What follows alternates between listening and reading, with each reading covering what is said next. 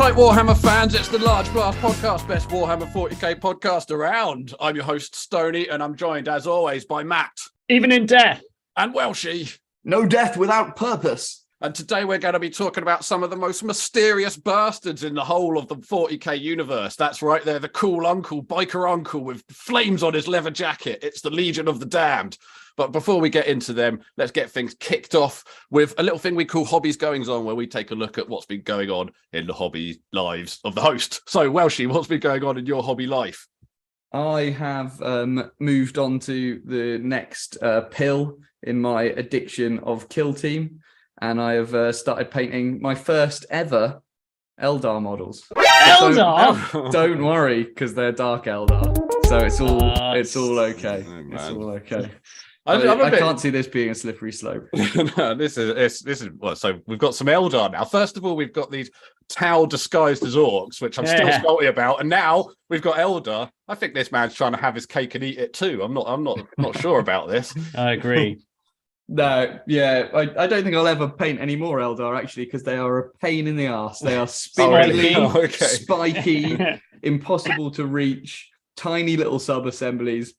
I really like the models in that Soul Shackle box. There's a person with a weapon called an Agonizer, which I'm all for. That's cool. Yeah. I basically cracked them out just because I'd gone to see Quantum Mania because I'm a massive nerd. And I really like the Kang the Conqueror color scheme, which is like shiny green and shiny purple. So I've gone with that for the entire Dark Eldar Kill Team. What's Quantum Mania then? Oh, it's Ant-Man Marvel rubbish. You'd hate it, Stoney. Yes.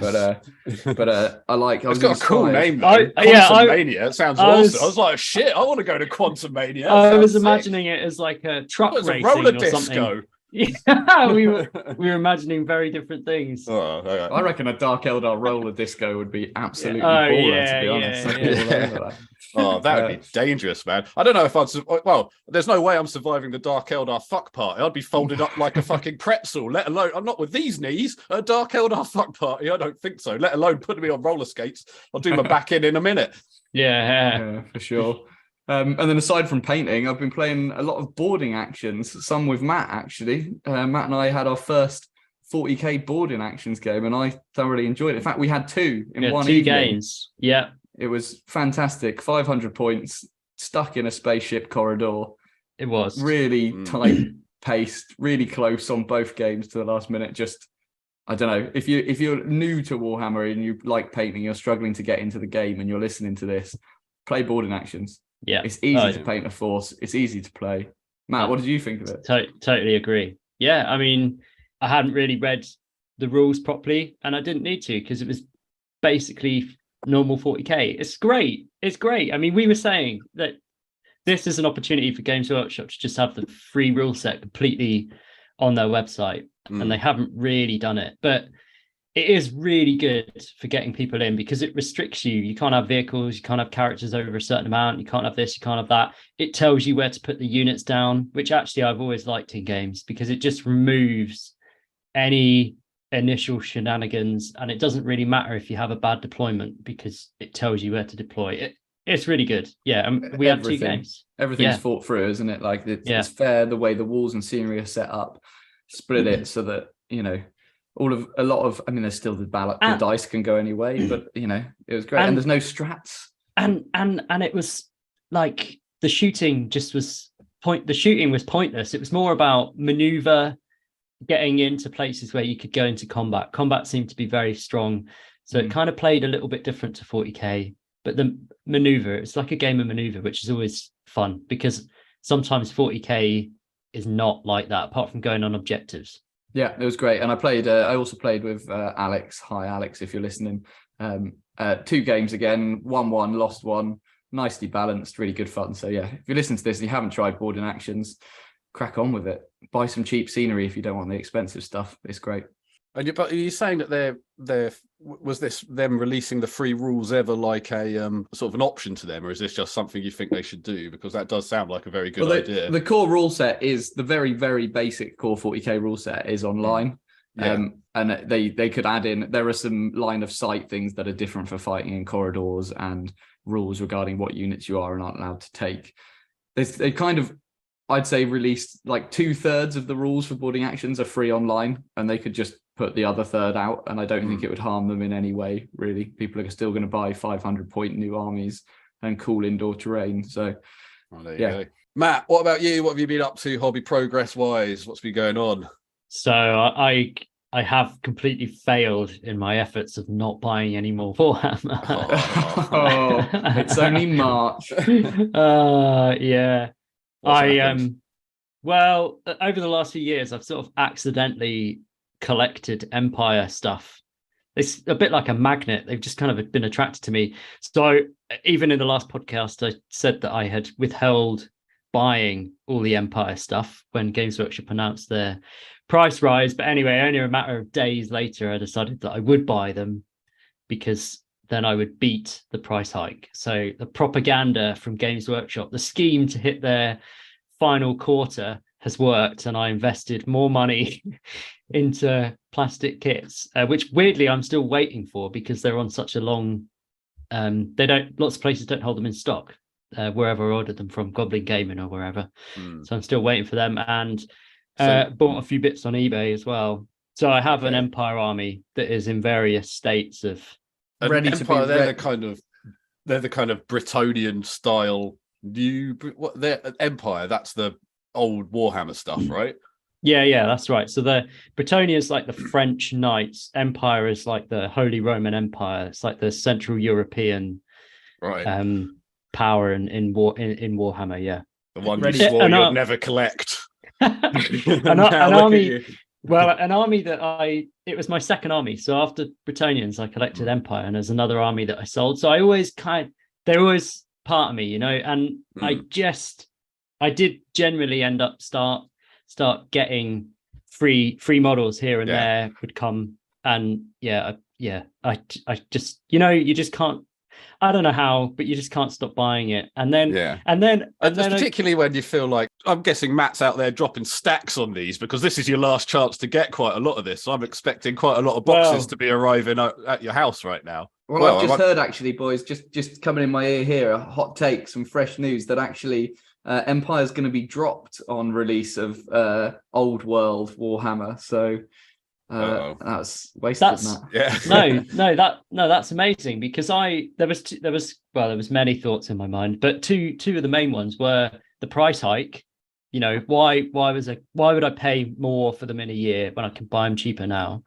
And I thought, well, if they come out with a new Empire range, those models will be more expensive anyway because they're going to be a new range. I'll charge more for them, so I'll just get them while they're free. They're cheaper.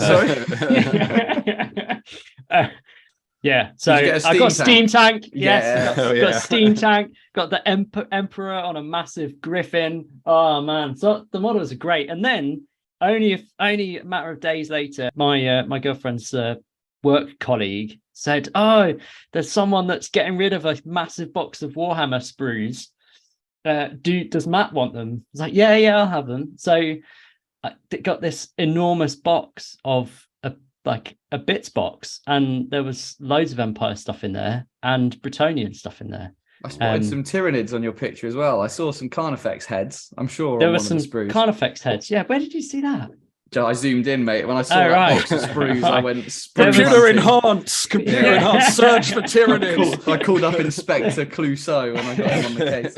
There was nothing really more substantial than the Empire and Bretonian stuff, but more spare bits, and maybe something that I'll think of using for something else. Yeah, so that was the Empire bits is really good because the Empire stuff I bought on eBay was really bitty, so I need to kind of rebuild it all.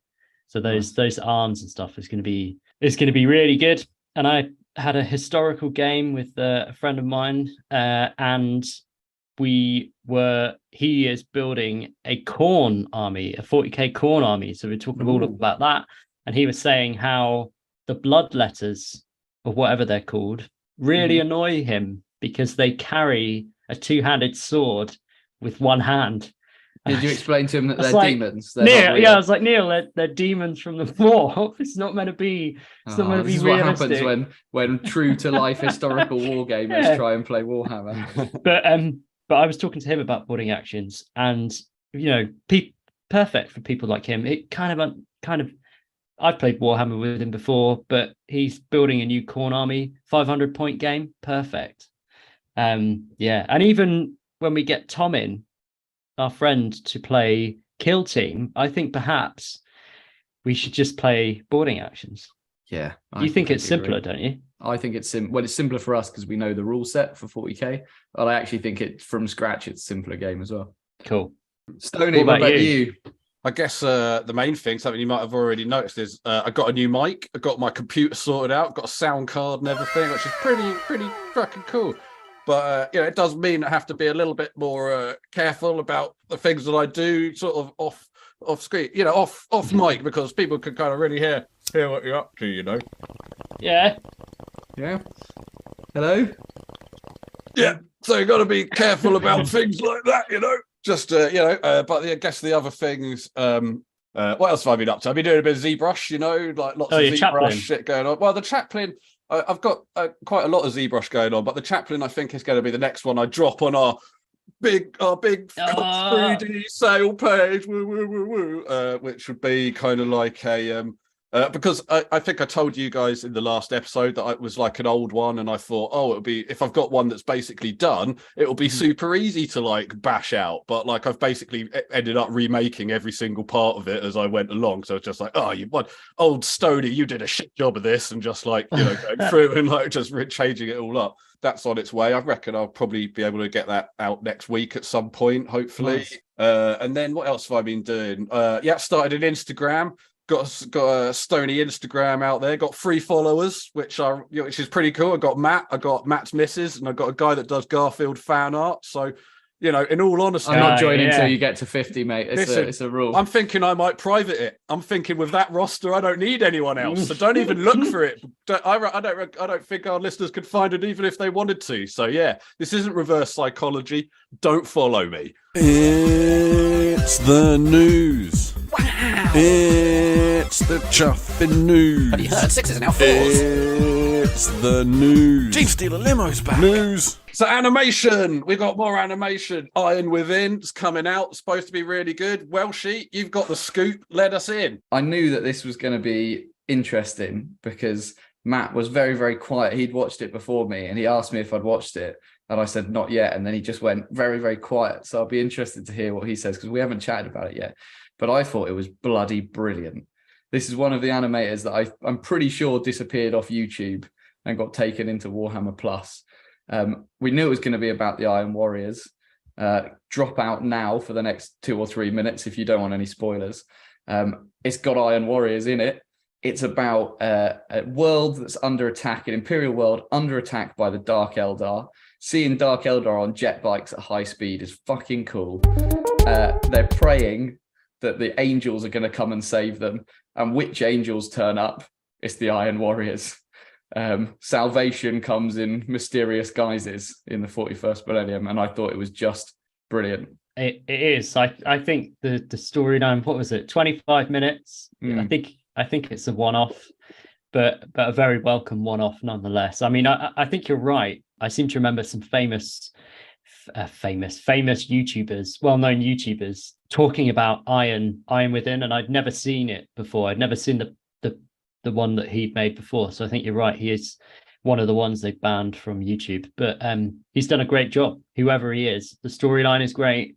The way that they send the astropathic messages off to get help, and the wrong people answer, but also, in a way, it's not the wrong people because they're kind of clearly some sort of Iron Warrior Legion. What do they call them? Like planets where they get recruits from. Yeah, because all of the Planetary Defense Force and the Imperial Guard that are there say Iron Within as their motto. So it's clearly 10,000 of years been like they've kind of carried on these mottos. And then the bad guys turn up. But I hope it's not the last one because I'd love to see. I can't really think of anywhere that's told from the point of view of humans living under the chaos controlled Space Marines. I mean, it reminded me of one of our chaos episodes when we had a long ambling conversation about how most people fall to chaos without knowing that they fall to chaos. And it's kind of that world reached out for help. They got help from chaos, and then they're enslaved and it kind of ends where some of the survivors are enslaved by the Iron Warriors. And it's Space Marine animation, there's loads of it now. Seeing the Dark Eldar, I thought just everything about them was perfect. The speed they moved, the racks, the guys who like the light up green bits in the dark with just their eyes. The guy on the throne. The guy on the throne. Sorry, God damn it. So new adverts, new speculations. We've got a Tyranid eye with a fucking Terminator head inside of it, like the reflection of. I'm pretty sure you guys would have seen the advert, but if you haven't, then I've pretty much just described what it is right there. What do we think it is? Fulgrim. That's right, Matt. It's definitely Fulgrim. Lock it down in the back. Next section. Yeah, interesting. And lots of people initially shouted Space Hulk, didn't they? But I'm pretty sure this is going to be 10th. We know from the rumors, we've discussed it last episode actually, that the starter box for 10th is going to be, well, it said Dark Angels versus Tyranids, but that don't look like a Dark Angel in either the Tyranid's eye or the second trailer that they released, which was a Tyranid in a Terminator's eye. Looks like an ultramarine as well. It looks ultramarine, which made me sigh. Yeah, definitely blue and white. I certainly thought it would be a new space when I first saw it, because it looks like a Blood Angel in the Tyranid's eye, and it's just the classic. The Tyranid communities are all kind of up in arms about slight variations in like cheekbones and various things protruding from heads as to whether we're going to get new kits or not. Xenobiologists have come out. I'm going with new Termagant kit. I think there is something new about it, and I think we're going new Termagants. That's my guess. Have you seen that weird picture that's floating around on the internet? Of like there's a lot of weird pictures floating around on the internet. Yeah, I know. I've got some of them there. They're very vague. Of like a humanoid Tyranid. Well, I thought that when I saw this picture, because it's got his nose is very skeletal skull. It's not like the kind of snout that you get. I think that my thing when I saw this, and I haven't seen this thing you're talking about, Matt, when I saw the trailer picture, was a Tyranid's evolving to become more human. The actual organisms themselves, not picture. Like cults, but like Tyranids. I think new Swarm Lord type thing. I mean, I'm looking forward to. There's been for quite a long time. There's been rumors of new Primaris Terminators, and my first reaction to this trailer was that Terminator armor looks like proper classic Terminator armor. So I'm all aboard. If they bring out just slightly larger Terminators that are basically still Dreadnought tactical armor, I'm all in. I don't want them to redesign the Dreadnought Terminator armor at all. No, nor do I. So Azrael and Vashtor, we're back. They're going head to head in a fucking box set that's just come out, which we can't remember the name of, but their rules have been slated by the community. Are they shite? I mean, we've just had Angeron come out and he's a fucking beast. He's ripping shop apart. And now we've got Vashtor come out and everyone's like, what a fucking pussy. What's going on? Yeah. I mean, that I've seen like endless memes. Vashtor in particular, were like the meme with someone carrying their granddad across the road on like the walker. So it's Vashtor being like, oh, I wanted to be the next Chaos God. And then being like, come on home, granddad. Like, he's just weak. 14 wounds, strength 7, toughness 7. No real good stuff. I mean, he's supposed to be Be'lakor level, and it's just really not. He's underwhelming for something that's supposed to be the new big bad Chaos God. No wonder he's under Abaddon's thumb or spiky finger, whatever he's got as a claw. But he's a newborn baby. He's fresh out of the Chaos womb. Maybe he's going to get a little bit better as they, mess around with the rules and stuff. Or I don't know. I mean, most of the time when we're talking about new models rules that come out, we're just like, holy fuck, it's broken as shit. And it's quite strange that hasn't been a criticism of what is their flagship box set with these two, character models in, which, I mean, can you buy these models individually yet, or is they just available in the box set? So no, not yet. Yeah, so you would have thought they'd at least try to like fluff the, salt the mine a little bit to get people interested. The descriptions of him are kind of talking about this on the website was that because he's not supposed to be a big strong guy, he's all about manipulation, and some of his rules interactions with demon engines in armies and that kind of stuff is actually really cool. Lots of boosts to demon engines, and he can do things where he makes opponents' weapons worse, like technovirus and all that kind of dark mech stuff, which spells good news, I suppose, for a Dark Mechanicus Codex in the future. But I kind of wanted him to just be a bit more badass than he is at fighting. Maybe we're looking at this the wrong way, because this is a box set that comes with these two armies. Maybe this is more designed to be these two played against each other. Like, we're looking at it as like seasoned 40k players. We're looking at these models like, how can I take these out of this situation and put them into my 6,000 points worth of army or whatever. But maybe this has been toned down a bit for people that want to buy this, that want to move up from that stage of just bought a couple of miniatures and messed around a bit, Yeah, and I mean, we can't deny it. Both of these sculpts are beautiful. The Asriel buff is excellent. This is great. I mean, I'd still want both. So maybe this just shows that actually, when the sculpts are amazing, who needs excellent rules? Yeah, they're just so confident in them. Right. And it feels like at the moment, like if you're pissed off with your rule set 1 month, there's no guarantee that it's not going to be completely different the next anyway. So like, who cares? I think whoever said it summed it up best when it's kind of a weird breath of fresh air that something's not coming out that's stronger than everything else. Mm-hmm. Yeah, I'm not fussed by this at all. Official Large Blast podcast stance, not fucking fussed. So we've got some glow ups for free old timers. There we've got who's it? Sneaky Grishnak is his name, the sneaky orc boy. Nick Rott, he's got a glow up. We've got Dante with Golden Man, he's got a glow up earned. And the Tau guy, what was it? Is it Shadow Sun? No, that's the other one. It's the better one. Shadow Sun's lame. This is Farsight, the only good Tau. Yeah. Oh, did you see that? More Tau love there. No! We need to get the Inquisition on this guy. We should be. I hope the LBP computer is tallying this up. Okay, well, let's see. Anyway, we've got free glow ups here, and that is, that's worth a mention, I think, because we love it when we get a glow up model from Games Workshop recently, and these ones, some of them I like more than others, but it's good to see that they're making these models where they keep them like true to the original sculpt. Yeah, can we just take 1 minute to remind our listeners the story of how Dante, the leader of the Blood Angels chapter, was released to the world. How some poor packing servitor in Nottingham sent out. I certainly saw one person had received it in the post. I don't know whether a few people sent it in the post. So it wasn't even people deliberately leaking it, as far as we know. But Games Workshop posted the model out to customers. Fantastic, isn't it? Got their orders wrong and sent them the brand new Dante model.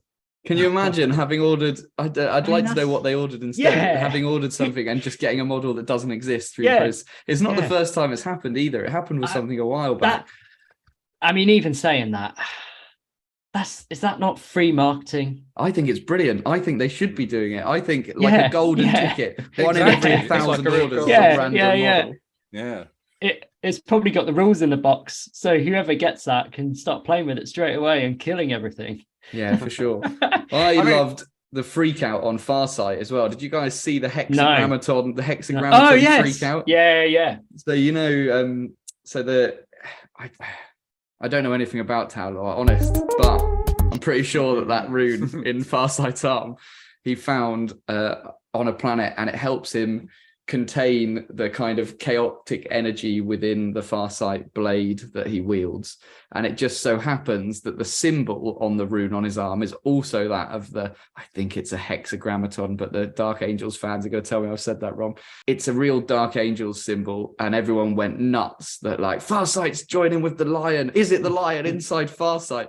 I'd just like to pause at the idea that perhaps Farsight has been the lion.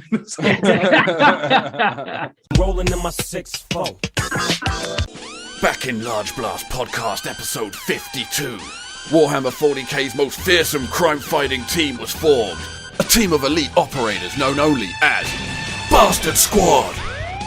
Having freshly returned from their last mission of bringing to justice 40k's biggest arsehole. I knew it, I'm surrounded by assholes. They're now ready to take on 40k's biggest mystery of all. Who are the Legion of the Damned, and have they committed any crimes they need to be brought to justice for? I saw you do it!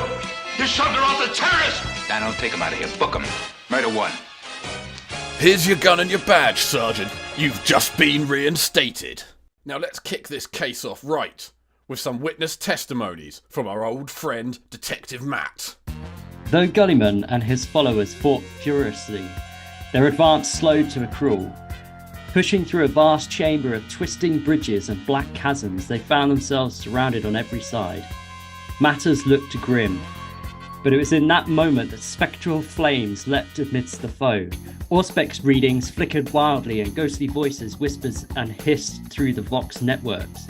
As shadowy figures stepped from the inferno and opened fire. Clad in black and bone, wreathed in etheric fire, the Legion of the Damned had arrived in the Crusade's hour of need.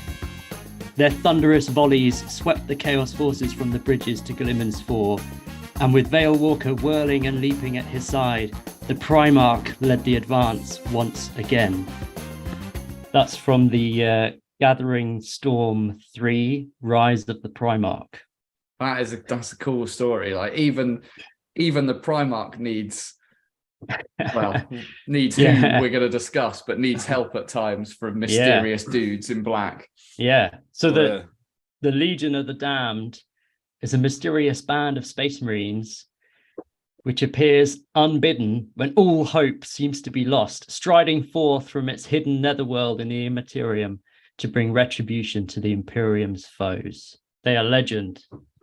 Well, they are indeed. And I think that maybe we should kick things off with our investigation into these bastards by getting the facts down on the board, the things that we know for sure. We know as much as they are canon, they are lore, they definitely exist. This isn't one of our woohoo episodes where we're talking about zotes or something that exists on the fringes. These guys definitely exist. They're known about quite widely from quite a lot of the stuff that I was reading about them. It seems that Space Marines are quite aware of them. The Inquisition knows about them. Let's get some facts down on the board. I've got a couple of things that I think is quite interesting about them. So I was just talking about who knows about them. So obviously Space Marines know about them, and they've got this kind of like you know how in the olden days, like sailors and stuff used to have these kind of like myths about like, you know, kind of ghost armies and things, or people that would come and rescue you. It's got a kind of a bit of a vibe of that, where they're kind of like fictitious, but like a superstition that's quite like widely believed amongst the kind of Astro Militarum sort of thing.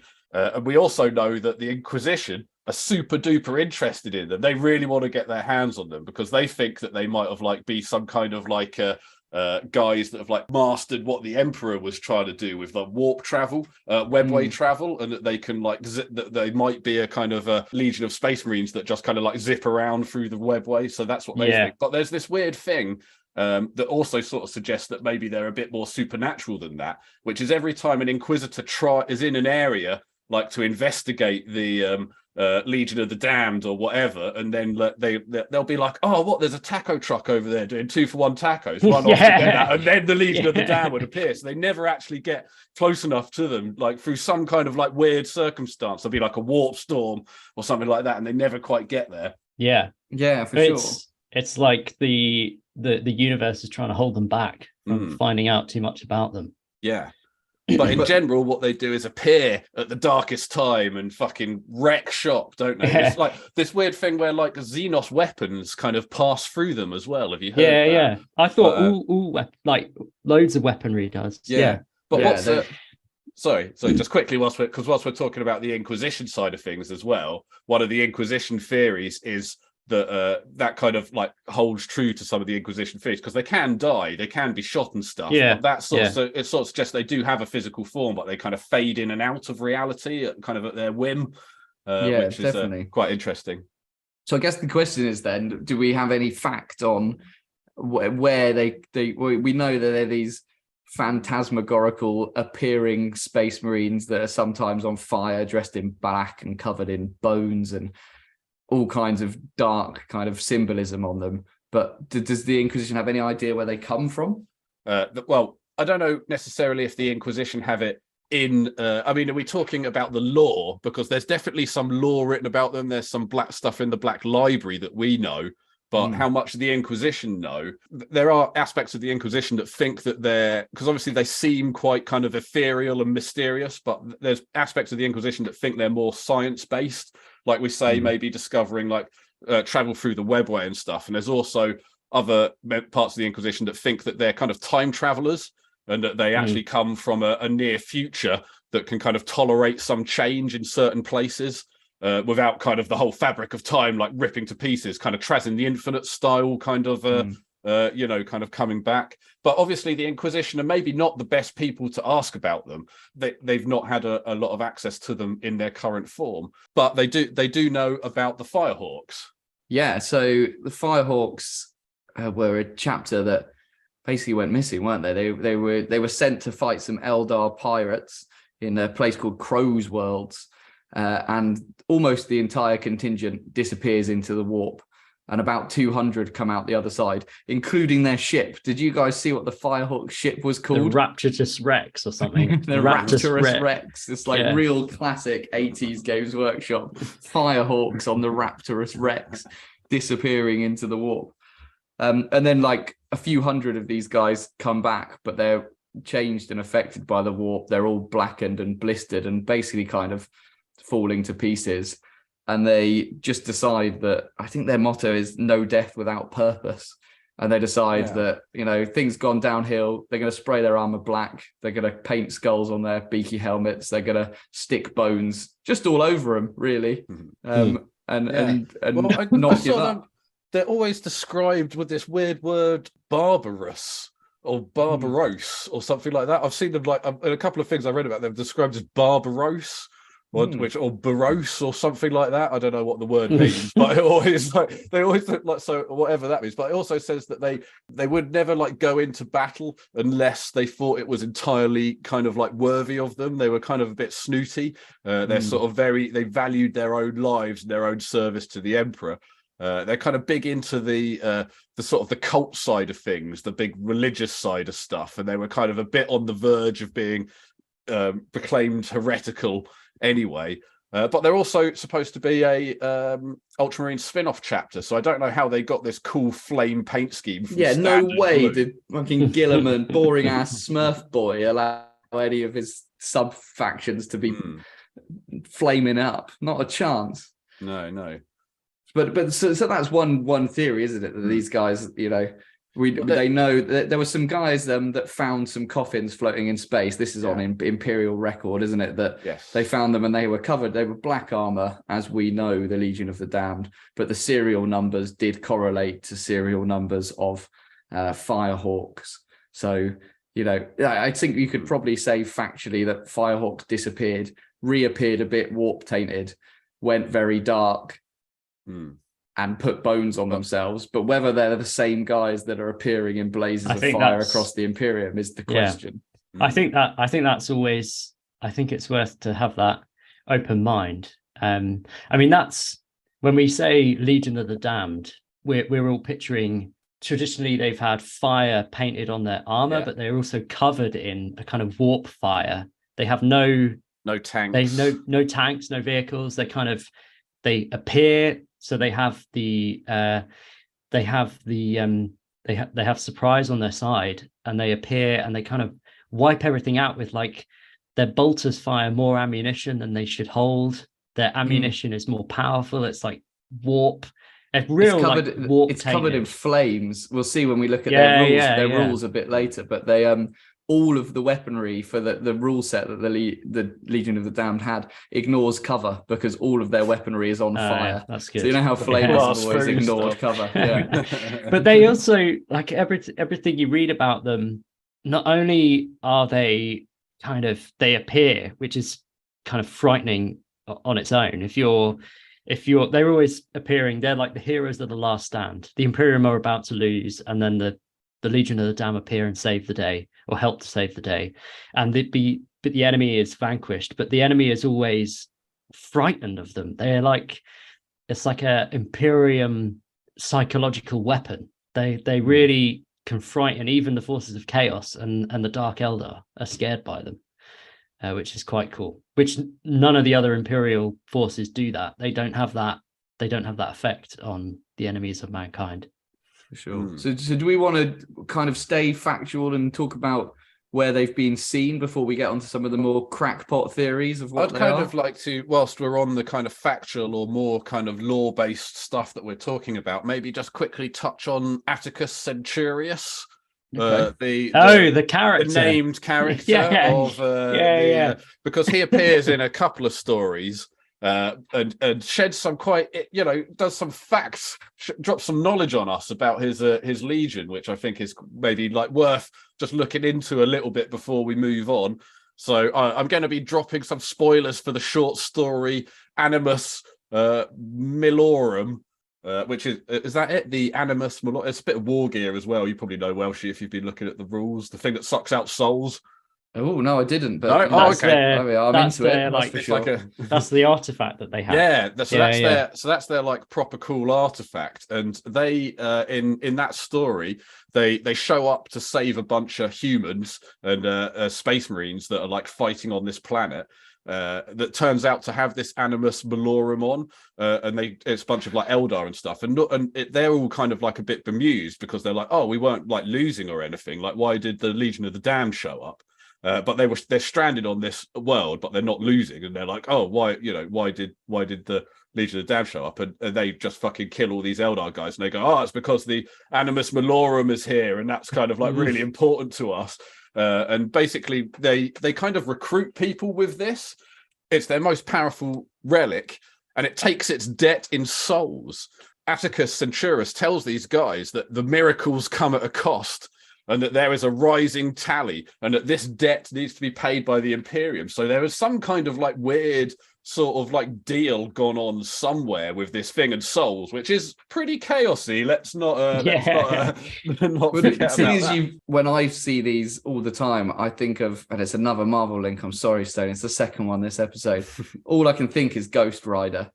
Rider, sure. You could have seen it, Nicolas Cage on the film, but he was written and invented in 1972, so a good 10 years before any of this. And it's essentially his whole storyline. He sells his soul to Satan in order to fight a guy called Mephistopheles, and he is the spirit of vengeance, reaping vengeance in literal hellfire on the world. And I'd love to know whether the guys who came up with these are in any way inspired by that, because I mean, I'm sure they're very similar. Like, they rip off every other like cool franchise.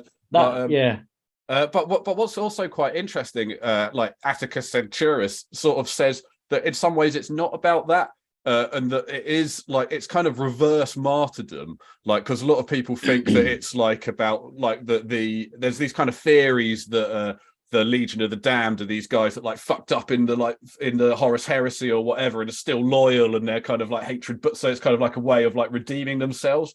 But he's saying that like, no, that's not it at all, because like you're going to like lose your soul, you're going to lose your name, everything. We're going to like take all of that from you, and you're just going to be like an instrument of just going forward and vengeance, basically, like righteous fury sort of thing. So, I mean, I know that Ghost Rider is not really a martyr, but you know what I mean? He's kind of he's still an individual, and that's kind of taken away from you as like a part of the Legion of the Damned.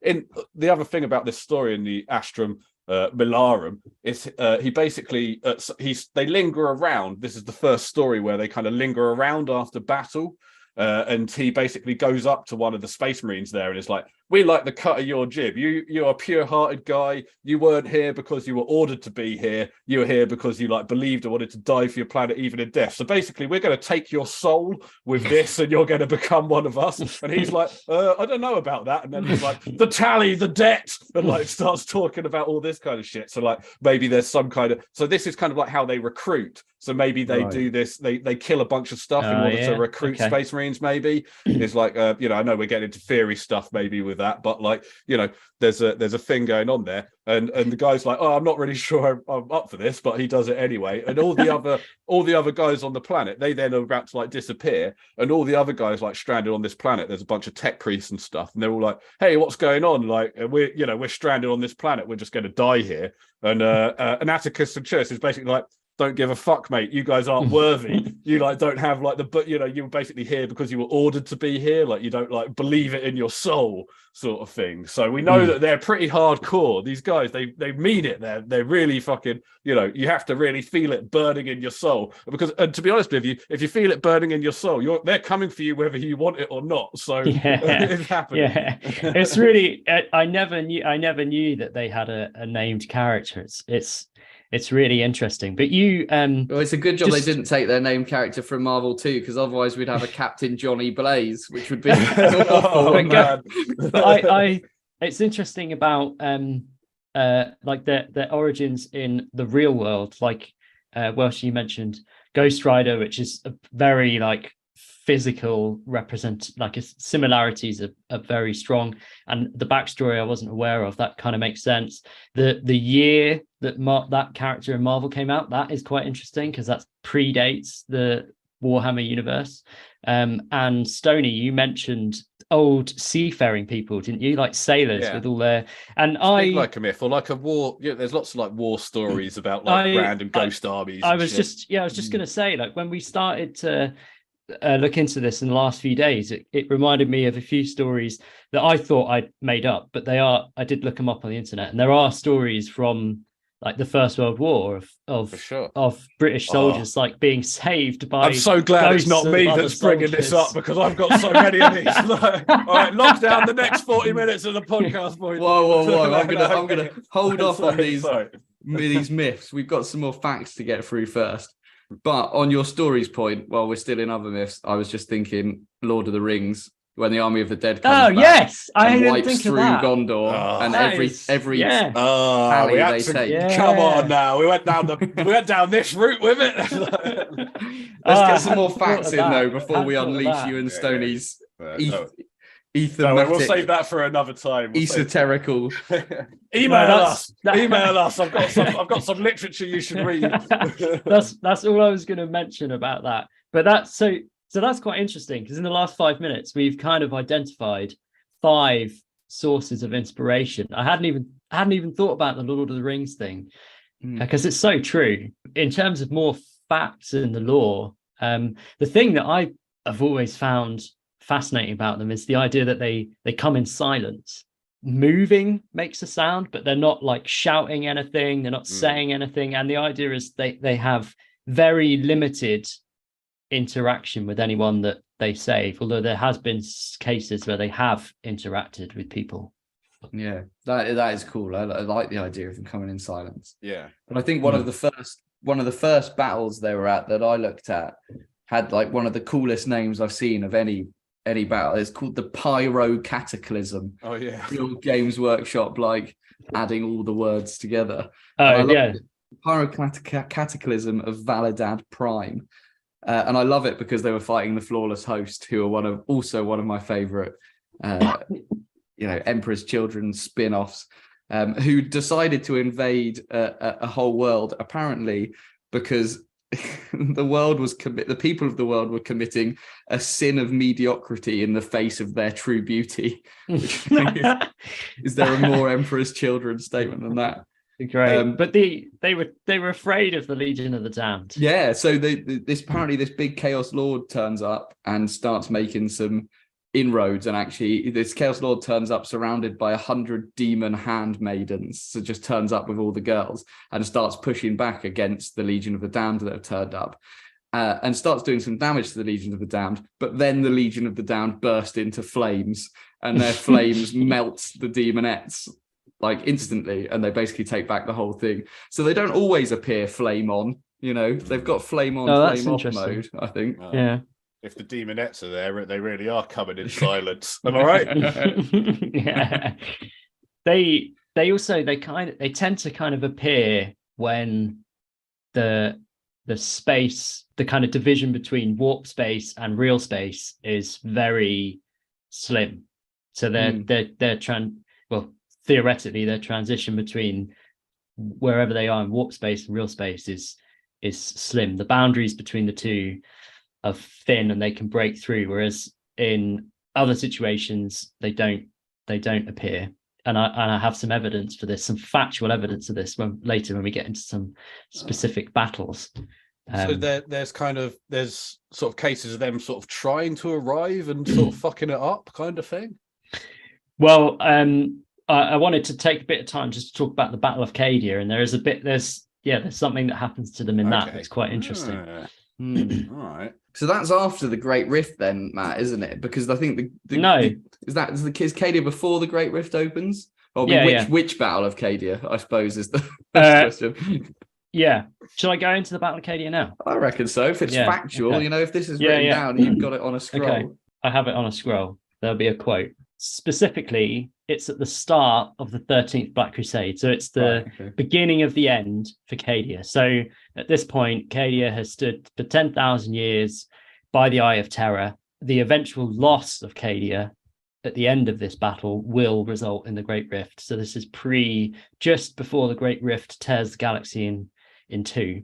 So in the 13th Black Crusade, at the beginning, but on the other edge of the galaxy above Earth, the Phalanx, it's not the home world, but like the home spaceship of the Imperial Fists, can't quite remember how, but somehow an Iron Warrior army has got onto the Phalanx in orbit above Terra.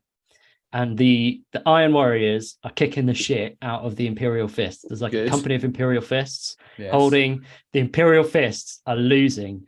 And they're like, shit, we can't let the Iron Warriors take over the weaponry because they're going to bombard the Imperial Palace. This is not good.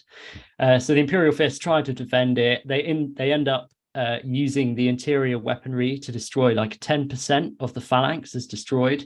But then a load of demons appear, including Be'lakor. So this is before his newer model has arrived.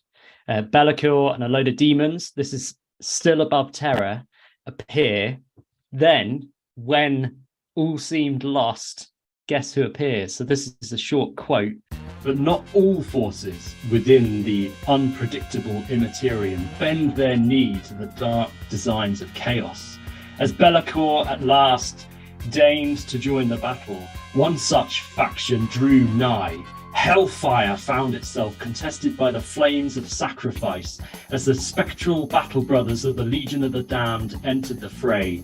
Demons withered in the spirit fires, and no matter how Be'lakor railed and pleaded with his dark masters, his ranks were not renewed. So they appear, they save, they stop the incursion of the Iron Warriors, and the Imperial Fists decide that they can't risk the Iron Warriors still being able to take over the Phalanx above Terra. So they jump into the warp.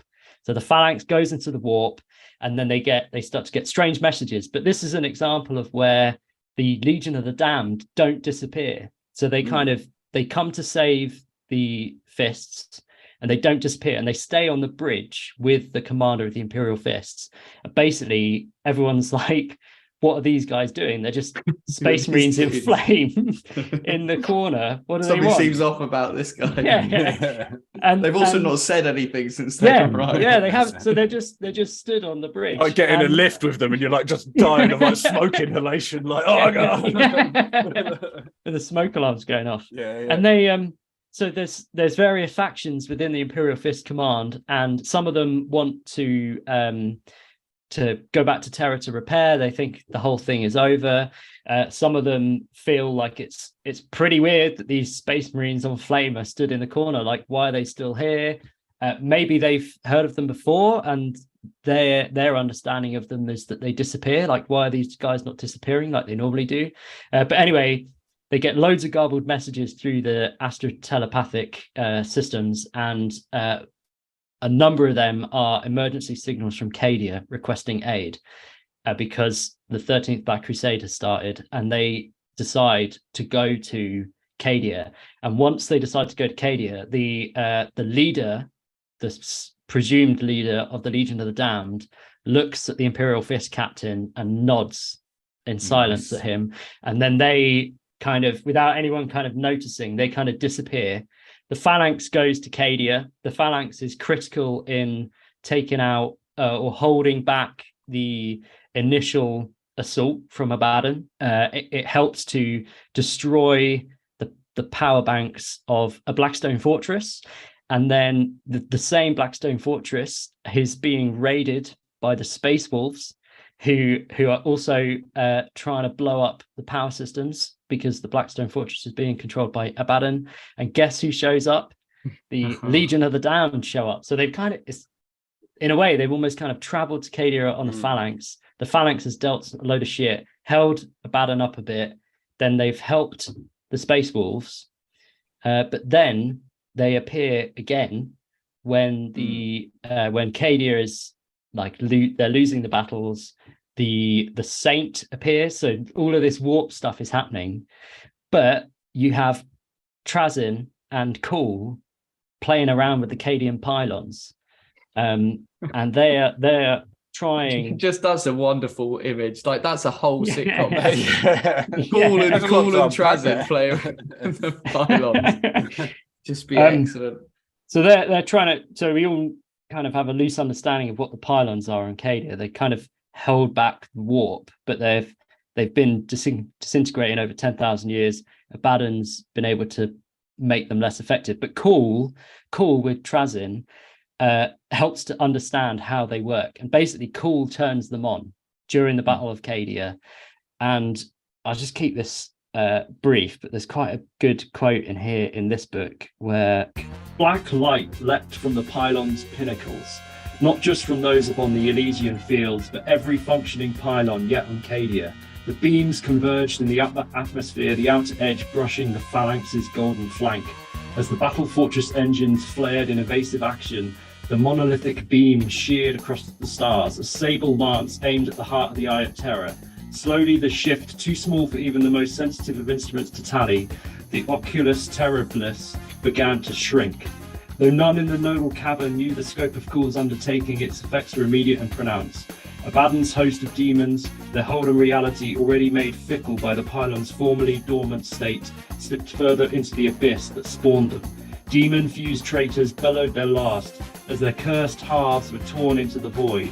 Possessed war engines fell silent. Others were not so fortunate. The Legion of the Damned, their presence in the mortal world ever inconstant, blinkered out like wind-guttered candles, their flames snuffed by the pylon's power. Even Celestine, the manifestation of the Emperor's will, grew dim. The golden light faded, and with it, the hopes of mankind. So this is from the Gathering Storm 1, Fall of Cadia. So this was the first book when the Triumvirate sets came out. That's interesting. Well, that is interesting. So they disappear. Yeah. So they're sort of incorporeal forms are affected somehow by the fucking around of the radio waves there. Yeah. Well, like, because I think what's quite interesting, what you were talking about there, Matt, with like, you know, on the phalanx and stuff, is if we go back to looking into the Inquisition files, that what they had, because it's quite noted, because they obviously keep huge records about this kind of stuff, ongoing records. And one of the things about the Legion of the Damned is the things they intervene in, even though they might seem small and insignificant at the time, are often later on revealed to be these huge battles that were like very decisive and needed to go in the way of the Empire to keep it going. So I have a very short example of that. I don't need to know the name. Let me just tell you about a story when the Legion of the Damned saved a tech priest. They saved a tech priest. Yeah, they saved a tech priest. Stuck in a tree. Probably. And then I don't know, let's just say 10 years later, the very same tech priests found an STC, standard template construct. And do you know what it was of? Take a guess. Was it the hover stuff for the Primaris tanks? That would be good. No, it wasn't. It was a form of rebreather that at the same time there was like I think it was Fabius Bile. Fabius Bile created a pox, a virus, and literally this guy found an STC for a rebreather that could be used by the populations of all these worlds with the viruses on.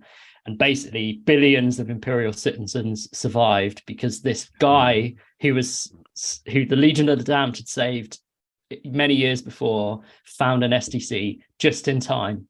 Imagine you were a guy that you got saved by the Legion of the Damned, and you went, "Whoa, I'm going to do something great with my life." I'm going to go on a treasure hunt. And then you just never did. Your whole life you were waiting for that moment where you changed the galaxy. Yeah. Just sat at home playing RuneScape. For sure. So your Blackstone beams there, Matt, seem to indicate or point us in a direction that there's something demonic and warp based about these guys. And I guess the other massive bit of evidence that is shortly after what you've just said there is the Noctis Eterna, the blackness, the days of binding, the long night, etc., which is when Cadia falls, the Great Rift rips us across the galaxy, the warp and reality become completely unstable everywhere simultaneously. Chaos floods out of it. And at that point, the Legion of the Damned are spotted on over 100 worlds, including Baal and Armageddon, simultaneously just appearing, which again, I think points us in a direction of something a little bit more spooky than perhaps the reality we've talked about so far. I agree. And it's interesting how they're appearing more often, which also there's the warp is everywhere more. So their connection with the warp makes sense. But I think it's interesting as well, like in real world terms, could it be leading up to new models? I'd hope so, or some kind of representation. Before we get to the real spooky stuff, should we pause and take a look at the real world models? Let's do that now. The 70s. The 80s. The 90s. Oh, we're going back in time. Is that a space squat? It's time we take you back with a blast from the past. So, blast from the past. Obviously, we're going to do the fucking Legion of the Damned range. Like, I'm sure that you guys have seen them. You know, it was only last episode, or maybe a couple of episodes ago, I was talking about the episode of White Dwarf that got me into Warhammer, the one, and it came with a little Space Marine, the guy that was the standard Space Marine with, you know, guns strapped across his chest like a fucking stood bolt upright. Like, it had that Space Marine, and inside the White Dwarf, it had all the different paint schemes you could do, and everyone was like, the fucking Legion of the Damned. Everybody tried to do the Legion. There were so many little kid first-time paint jobs that are just a bodge Legion of the Damned paint job, because that looked like the coolest one. And, you know, they're fucking eye-catching. They're cool as shit. We've already talked about Ghost Rider and how about they've obviously just ripped off that aesthetic, but, you know, it's cool as fuck. And, let's have a look at the old range. This was probably the range that was around... You guys probably remember this range, I would have thought. Was this around your time period? Yeah, so the first appearance was White Dwarf 1988. So these are, I mean, I don't remember that. I was not alive in 1988 when these guys were first mentioned, and that. Oh yeah, that was the magazine I was conceived to. If you guys are just listening to this on podcast and you can't see any images, the image that he would have been conceived to is a man with pipes coming out of his nose and mouth with a melted eye socket. That's what got us going back in the 80s. But yeah, no, I do remember the range there, and I've put a picture of the models that kind of lasted through to 8th edition up. And there are 2 squads of 10 Legion of the Damned. And I got this image of these 2 squads of 10 Legion of the Damned models from a website that had screenshotted it during 8th edition when they'd gone out of sale. You can't buy these anymore. Would you guys like to have a guess at the Games Workshop price point for these 20 Legion of the Damned models before they went out of production? £18. Like £5 or £7. £123 these were. You're joking. For the Legion of the Damned set. Yeah, made to order. No way. All of them. Yeah. 40. Oh, there's 2 squads. No, there's 20 there. Yeah. Which is just mad. That is mad. But the aesthetic, my so cool. thought was, did the Legion of the Damned rib chest skull helmet exist before the Chaplain? Did the Chaplain aesthetic appear before the Legion of the Damned aesthetic? It's a good question. And I couldn't get to the bottom of that. I was wondering that, looking back at some of the old ones, because like particularly I mean, I was actually looking quite a lot at the Atticus Centurus, the guy I was talking about model, because he's got like a rib cage chest plate that's remarkably similar to the new Chaplain model as well. So yeah, so maybe they're stealing from themselves now, Games Workshop. What's going on? There's just no one's safe. If you know the answer to that, though, send it to us. Put it in one of our comments somewhere, because I'd like to know what the definitive for that is. Yeah. Who was the first Chaplain? And was he called Chaplain Scooby-Doo Obi-Wan McDonald's or something? But aside from the range, like, these were supported in game as well, right up until 8th edition. So 8th edition Legends Index Astartes had Damned Legionnaires as an option to play in the Legends game. and their abilities were cool. Aid unlooked for, which was essentially they could deep strike, obviously, but cool. Yeah. Flaming projectiles, which is the one I mentioned earlier, which is no saving throws because all of their ammo is on fire. And then unyielding specters. They had a 3-up invul save. Excellent. You could have a squad of 10 legionaries with a 3-up invul. Did they also have their armor as well and the invul save? Yeah. Fucking hell. All right. Yeah. Pretty cool. Man, models. Yeah, I remember. I always loved those models. I didn't quite realize or remember that it was only in 8th edition that they went away. Yeah. I mean, they wouldn't have been competitive because they would have gone into Legends at the start of 8th, I believe, which meant you could play them if you wanted to, but they weren't officially supported. This has got to be. I mean, we used to talk a lot about making the design kind of philosophy, aesthetic, and putting it from AOS into 40k. If there's one 40k army that could have kind of bonkers models, hell yeah, it would be this army. This is that has given me more hope that they would bring it back. If it was only 8th edition that they disappeared, I think as we just talked about the lore, how they're appearing more. Gulliman, the Primarch, knows about them. He's personally been saved by them. So I mean, what must he think? Surely it's supposed to be an Ultramarine spin-off, but there's some there's definitely potentially, yeah. I also think... maybe he recognised one of them. Like, Atticus, you old bastard! We have the prime opportunity, the prime vehicle for them to release this, don't we? Though, I mean, Kill Team. Yeah. Can you imagine the next Kill Team box has Legion of the Damned? That you can, and they can bring out 40k rules, and they can have them as agents of the Imperium. You could mix them with any Imperial army. It's got to be because they're obviously lore. They're not gone anywhere. They're still canon. Like they're definitely going to make a comeback in some form, in some way. But it's like, it's one of those kind of difficult scenarios, isn't it? It's like, you guys know I love the Gene Stealer Cult limo, but how does that get reintroduced into the game? It's kind of a difficult model to like reintroduce. How do these guys get reintroduced? Because they're they're going to be hard as fuck, like custody style being hard, or are they going to show up and be just fucking wank? That's not going to fly.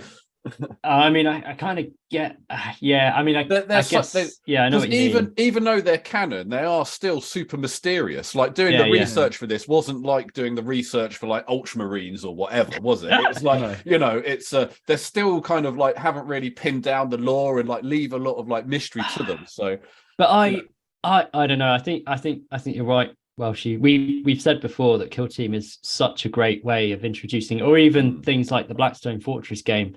A way of introducing all these weird things from the old lore without having to do a whole army. And it really plays into the Arcs of Omen, these massive evil ships floating around. Suddenly these appear in the center of one of them and stop Vashtor getting the last piece of the key through the warp gate or whatever. Heroes of the Last Stand. He's got wank rules apparently, so they should be able to clean shot with him. So it'll be fine. I don't know this. I mean, I know what you mean, Stoney, about the limo and coming into the game and like they're meant to be, the Legion of the Damned are meant to be really powerful. So how do you write that into the game? But they've got great knights, they've got custodes, these guys are way easier to write into the new lore than the Gene Stealer Cult limo. Oh no, I mean I completely agree. I'm playing devil's advocate a bit there, to be fair, but I know what you mean. They would be such amazing new models, like absolutely, like would 100% be behind seeing some of these in the new style. Have like a squad of 5 because it never stipulates in anything. You know what I reckon they should do? The quantity of how many Legion of the Damned appear. Yeah. I mean, I know they say they don't have tanks and that, but maybe they got a limo. Just saying.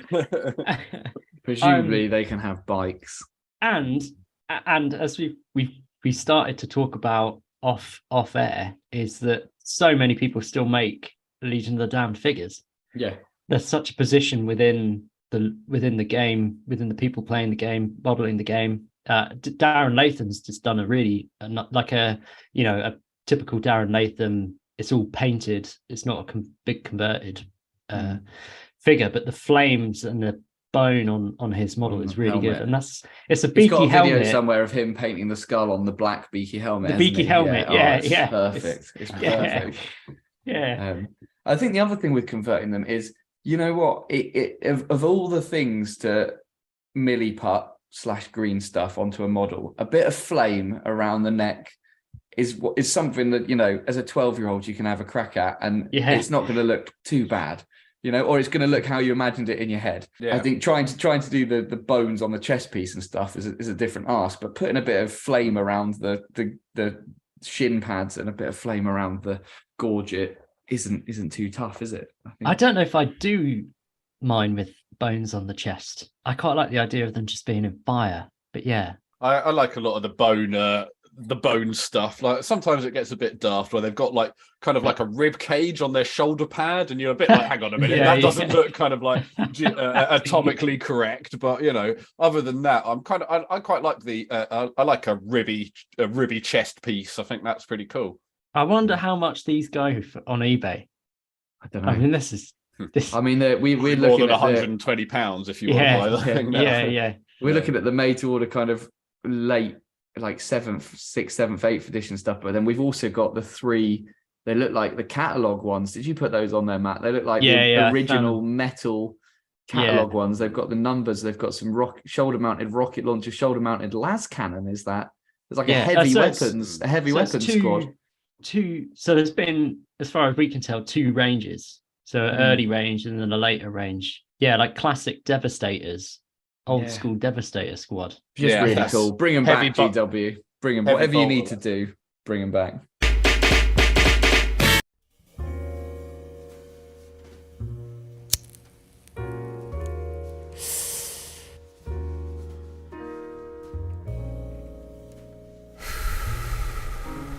"20 episodes. Had it really been that long since the bastard squad last rolled out? Sure, we'd all got a bit older, a bit wiser in that time, but had we lost our edge? I sat looking at the incomprehensible pile of what the Inquisition had presented to us as what they called evidence. And all I saw was a twisted wormhole of corruption that could lead to any one of these rotten officials that infected this precious, yet suffering apple of a universe.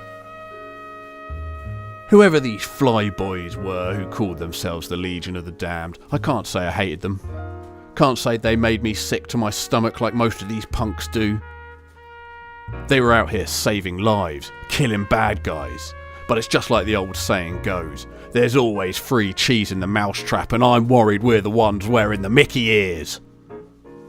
So I fired up my LinkedIn account and I sent a private message to Matt and Welshie to meet me at Bastard Squad HQ to get to the bottom of this, once and for all. So we've had the facts. We've seen the models. Let's get into it. What do we think these guys are? Let's try to wrap up a little bit here, because let's face it, even though they're out here helping the Imperium where they can, they're a bit sus. Let's not forget that. So we need to get inquisitorial on these boys and work out what we think of them, whether we think they're good, whether we think they're bad. Are they going to come back and fuck us over? What's going on? So what kind of theories do we have surrounding these, do you think? I think one of the big things that we've talked about that I've seen some Inquisitors have been talking about but not writing down anywhere is that it's something to do with humanity's collective belief and hope. That's a kind of theme that runs through all of 40k, isn't it? That in moments of true peril, in true last stand, as people's hope flickers out, that drive surges into the warp and brings these guys back onto the field. And I guess if you're looking at it like that, then they're kind of ghosts, apparitions, specters, demons. And I personally quite like that idea that it's the kind of last gasp of a world that brings them into reality. Yeah, I have. I've manifestation. Certainly heard that as well. But what I think is quite odd about them, and what kind of sort of goes against that a bit is how kind of calculated their appearances seem to be. Yeah. Because it's not like I understand. Like it is really cool that they would be like the last hope, and they are these big like turning point battles, but they're also these big turning point battles, and in some places they don't seem to really care that much about the people they save. So there's this odd. Or I guess in some places people are dying and they don't bother saving them. Well, exactly. I'm sure there's plenty of like. Well, I mean, we've talked. Why haven't they gone and stopped that chaos machine that's pumping out those weird chaos babies? If they can, you know what I mean? Like, So there's this weird kind of like with everything in 40k, I guess, where they're good and kind of mysteriously good at the same time. So. But yeah, it is really cool, that theory. I think that's an interesting point though. That like going back to the Battle of Cadia stuff that I was going into. Obviously we know that because the engines on the Blackstone Fortress were knocked out, Abaddon threw it essentially into Cadia, which broke Cadia in half, which then split the galaxy in half. So you kind of think, like, did the Legion of the Damned make the Phalanx go to Cadia to knock out the engines so that Abaddon would throw the Blackstone Fortress into Cadia? Are they necessarily on the Imperium side? Like, is the plan of arriving at all these battles, like you say, it's in a very planned manner, it's very deliberate. Could it not be that they are actually not necessarily the good guys? They seem to be the good guys, but I don't know. But you don't know. I mean, we don't know what would have happened had the Blackstone Fortress engines not been knocked out. Maybe Cadia would have stood. Maybe or maybe it would have been worse. And maybe they made everything better. I don't know. But what happens at the end of Ghost Rider? Maybe that would be the But sticking with the idea that they're good and then playing on that riff of like emotions and things reverberating around the war. One of the other more out there theories is that these are linked to some kind of death knell from the Horus Heresy, because there's nothing in the Horus Heresy about them appearing. There's nothing in pre-Horus Heresy about them appearing. Is this the death blow of Istvan? Someone? Is it Istvan? Do they have a Primarch? I'm gonna say it. Is Ferrus Manus coming back in flame? Is he why they're appearing strategically? Because actually there's only a certain number of them and he has some kind of control over where they appear. I like to think so, but he doesn't have a head, so I'm not sure how he's really achieving that. Someone I listened to when I was doing the research for this said that who wrote that book, Master of Mankind? Adam Bedinsky Bowen, Dembski Bowen, ADB. I think apparently he came out and said that he didn't mean to imply that it was Ferrus Manus, and the guy I was listening to was like, "What you said it was the 10th son who had a father and he had no a headless like super warrior? Like, is that?" Can't be not deliberate. That's but or even more out there. What if they're the death knell of one of the missing legions? Yeah, which is fucking cool in and of itself. But... Yeah. So what is the because I've heard that I didn't dig that much into the Ferrus Manus stuff, but what is that just a fan theory that they're kind of like the enlighten me. It's written in one of it's implied in one of his books. I mean, I guess it is a fan theory because they've taken it beyond what was written. But I can't even. I've listened to that book and I can't remember it. No, I can't remember that happening. I feel like there's an apparition that looks a bit like it in the webway, and it's kind of like a headless. So, what do you guys think about the kind of the webway, the Inquisition theories that maybe they're some kind of like guys that actually worked out what the Emperor was trying to do, and they sort of appear spectrally to kind of like fuck with people? I'm not involved in that at all. I think it's gash too. Yeah, they're too demonic to be. They're not just popping out of. I mean, you have to come out of a webway gate. You can't just appear from the webway anyway.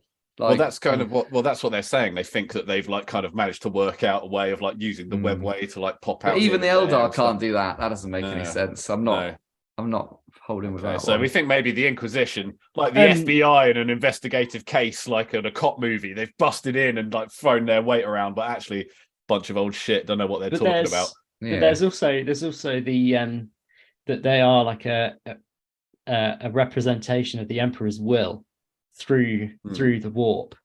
That Well, that's why I'm Well, surprised that's- you haven't brought up already, because this has been your thing for Yeah, the I whole remember time we've this. been doing large Yeah. class podcasts. That why Yeah. don't we have a version of 40k set in the warp? Maybe these are the poster boys for that. Maybe the that is a Emperor's good been idea. using these But guys actually- in Yeah. the warp for. But I'm pretty sure I millennia. remember a theory of yours, Matt, from many episodes ago, where like in the same way that Khorne has bloodthirsters or whatever, you know, the Emperor has the Legion of the Damned. So they're kind of like his sort of demons in a way. I mean, I think they could be demons. I mean, it's the same. We talked about the saints before, haven't we? And like, there's enough evidence to suggest that they are of the warp. The fact that when you switch on Blackstone, they disappear, and the fact that when warp rifts get bigger, they appear, seems to suggest that they're very much of the warp. Yeah. Now, who's controlling them? How they're managing to survive? They could be of the warp. They could just have mutated in a way that allows them to come in and out of the warp. Well, what do we think like then? other Chaos Space Marines can do? What do we think then about this artifact? Because does that have some kind of like? I feel like maybe that has some kind of sway over this. This kind of like this soul. What was it called? The I'll put a text to speech thing in here. Animus Millorum. So don't worry about it. But that thing that we were talking about that sucks souls out. And can like resurrect dead guys and things like that. It seems like that's got to have some kind of like, you know, that gives them their power. Like it's admitted that's a canon piece of lore that was written in a book. You know, right? That's maybe that's chaosy, but they themselves aren't. And there's some kind of like bigger toll going on. Maybe it's some kind of teach wheels within wheels shit or something. Yeah, you know? I think some of this is quite cinchy. The way that there's all these. They appear in one battle and save everyone, and they think that they were there to save them, but actually it's the ramifications of the fact that they saved them have an implication in years ahead. What's also quite weird is they're a little bit Thousand Sunsy in a way. They lose their soul and they're just kind of like a sort of an empty, silent vessel. Like I'm pretty sure that the Thousand Suns aren't shouting; they're silent when they fight as well. You know. What about if armor. they're really going to take the kind of Ghost Rider thing to the next level, and they're a band of Space Marines that did give in to chaos? They've now met the Emperor in the warp, and the Emperor's been like, "All right, you need to tally your good souls back to me." The Emperor to kind of they are not for vengeance but for self. What's it called? I mean, the same as the Army of the Dead in Lord of the Rings. Redemption. You know, they've got to take a soul to get their soul back. I have my own personal theory, which. Well, maybe we should get into that. Then, I think. Matt. Come on, Matt. I can see you're itching to get this own personal theory out. Let's see it. I can bust it at the seams. I mean, it's somewhat similar to the thing that you both dissed. But I find the link between the Emperor's Webway project and a missing legion quite intriguing, or perhaps something to do with the Alpha Legion. But I like to think that either it has something to do, for me, it definitely has something to do with the Emperor. I think it has something to do with the missing legion. I think that is interesting. That's why they're called the Legion of the Damned. And I think that it's not, as you say, because they don't go through Webway portals, but it's almost like the Emperor failed in his Webway project. The experiment went wrong, which is why in the Horus Heresy, nobody talks about this lost legion because they were like lost in the warp. One, like the trait that their Primarch had from the Emperor was all of this warp shit beyond just psychic powers. Like their representation in the warp is their trait from the Emperor, and they have kind of just been lost in the warp because the experiment went wrong, and basically like they can't do anything else because the Emperor's on the Golden Throne holding back the warp, so they're kind of stuck in limbo. For me, I think I kind of like that. So they're not they're linked to the Emperor, but they're not controlled by the Emperor. That is interesting, talking about how they might potentially be a part of one of the forgotten legions. We didn't really talk about that so much, but it does, like, definitely the Legion of the Damned, that does make sense. Like maybe, you know, the Emperor, some of these forgotten legions. Maybe those two guys are landed on a chaos planet initially, and they fell to chaos as soon as they were born or some shit. Yeah. And these legionnaires are the ones that were actually like kind of like the ones that turned to chaos in the loyal ones, but the ones that turned to the Emperor in the chaos ones or something, so like so I don't know, something idea. Like that. So I think if there's something like that, that would be kind of interesting, but that's what I mean, kind of trying whatever they are, they're trying to they're trying to redeem themselves in the Emperor's eyes, and he facilitates their existence in the warp and their ability to translate back to reality in acknowledgement of their previous misdoings. I think that would sink in quite well as well with what with the stuff I was talking about from that short story about Atticus, whatever his name is, and picking a guy that would do something despite being ordered to, something that kind of found his way to the Emperor without almost kind of being told about it in a way, whereas leaving people that had to be ordered to do things. So an interesting theory, Matt. I like that. There's some kind of reverberation thing. I think it's linked to the missing legions, and I think they are reaping a toll. I mean, my theory of what it genuinely is based on influences that I'm sure they took from mythology and selling your soul and trying to get it back, through Ghost Rider to the Lord of the Rings. Every body killed allows me to get my soul back and live a happy life outside of warp hell. That's kind of where I think they stand. I just think they're bloody cool, and I wish there was more of them. They are super cool. I think we've all got pretty fucking hyped for them, actually. Like just doing this episode, I'm like, oh man, I really want to see like some new Legion of the Damned guys. We've spoken before. We had a thing like a random topic, Dream Army, and Legion of the Damned for me is a Dream Army. Dream Army. I know I said the Black Templars are the coolest Space Marines, but boy, these guys maybe cooler. I mean, are they really Space Marines? It's questionable, but they're fucking cool. It's a dream army. They are very cool. I don't believe any of the Firehawk bullshit. Well, I was just any of that. Well, on that note, I just want to drop my theory for what this, what the Legion of Damned is, because I think it's kind of like a mix of both. And I believe the Firehawks bullshit. I think the Firehawks thing is right.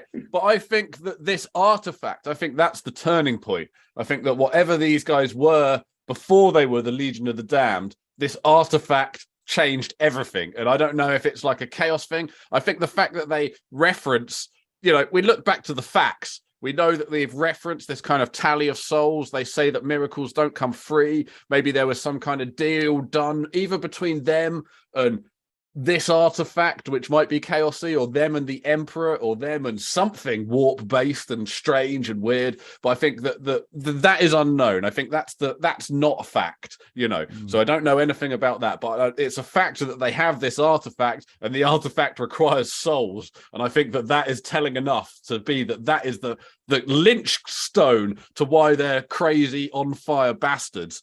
And I think there's a little bit of I think basically, well, she's kind of right. It's just the Ghost Rider lore just ripped off and re-put into 40k, basically.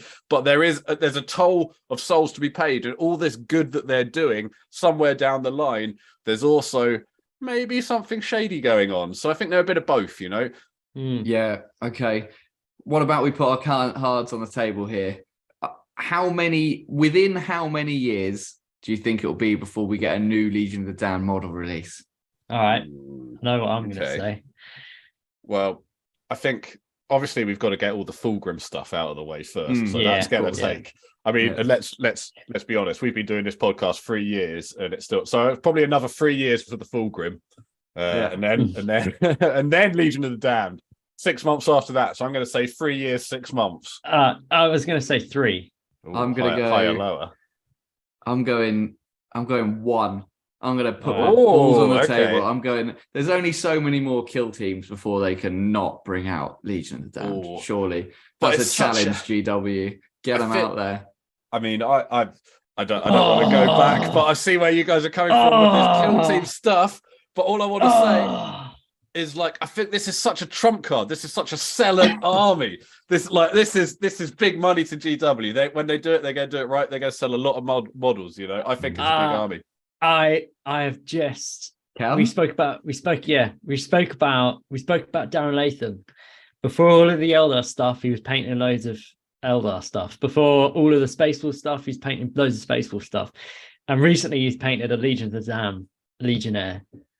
No way. And that could be a subtle hint. Shit, Matt, are you about to bust this case wide open? Holy moly, it's Darren Latham giving it away. What? He's the Legion of the Damned. Ladies and gentlemen, we got him. That's right, we here at the Bastard Squad, having nearly run out of time for the episode, decided to arrest Darren Latham for the crimes of the Legion of the Damned. Is he guilty? Is he innocent? Who gives a fuck? We're cops. I'll see you at McFinnigan's for steaks and hookers. Dodging the rent, but the rent never stops. Welcome back, everybody, to the last part of the show, the Lords of Lore quiz. I just thought this time, why not just do a normal standard quiz, you know, normal Warhammer 40,000, you know, good old-fashioned knees up, right, like we used to do. Oh, right? Yeah. Yeah, okay. I'm excited. Good old questions. None Good of this old-fashioned guessing questions. prices. Or What do you need from us? Yeah, Answers. Yeah. Yes, that's right. I need answers from you guys. We're going to get into it. So are you ready? Are you guys ready? Always. Okay. What was it? First come, first serve? Well, you'll see, Matt. It should become pretty obvious. This ain't your first rodeo, you know. You've done this before, so let's see how we go. Okay. Which species has a devoted sect of chastity belt wearing killjoys known as the Ali Aptoke, which translates to no fun in their language? Is it 1, the Sisters of Battle, 2, the Craft World Eldar, or 3, the Redemptionists? Oh god, that could be all of them, couldn't it? That's a good question. It's a good question. I said Eldar before you'd even read the question, so I'm sticking with it. Okay. What was the first one? The Sisters of Battle. Okay, well, it's not them. I'll go Redemptionists. Redemptionists. Okay. Yeah, I think that's right. Okay, well, the correct answer is actually Craft World Eldar. So, you get a point. Interesting that you get an Eldar-based point here. The Redemptionists are banging all over the place. They've got the fire on. Like, there's always a fireside bang with your Redemptionist because it's literally on your head. Man, you're getting a yeast infection off a fucking Redemptionist. Those guys are grubby bastards. All right. Who guards the Black Library? And for a bonus point, can you tell me why? Dan Abnett, because he literally decides what goes in the books. Do you mean the actual lore Black Library? Yeah. Oh, okay. Okay. Sorry, I meant not the Black Library is in the front. Yeah, sorry, that should have probably been a bit clear about that. Like the book franchise, like who guards the Black Library? I mean, I thought that was Eldar as well. Is that Eldar? Is it? Matt, what do you think? I don't know. Custodes. Well, Welshie, you get another point. It's Eldar. Oh, yeah. Good Eldar knowledge. Well done. Okay, cool. Third question. No, I'm not going to live this down. If these are all Eldar and I keep getting them right, I'm going to be. What are you talking about? Well, I mean, you know, as an Eldar player, surely you'd that would just be natural for you. You know, never going to live this down. Not that we would be running some kind of Inquisition sting or anything. But let's get on to question number 3. Who has the longest lifespan? Is it A, an Orc, B, God. a Tyranid, C, an Eldar, or D, and a human? Who do you guys think? Matt? Tyrannid. Tyrannid. Ding, ding, ding. Tyrannid. Tyrannid from Matt. Welshie, who do you reckon it might be? Welshie. All eyes on. Just listen in. Just. I think it might be a man, because they definitely don't live as long as Eldred Ulthwan, who's lived for 10,000 years. Definitely. That's men. Okay, well, I feel like that's some. I don't know. I feel like that's obviously disguising I've got a 3-point lead currently. There's a lot of eyes on you. Okay, cool. All right, so final question, worth 1 million points, as we know, and has no ulterior motives at all. I can promise you.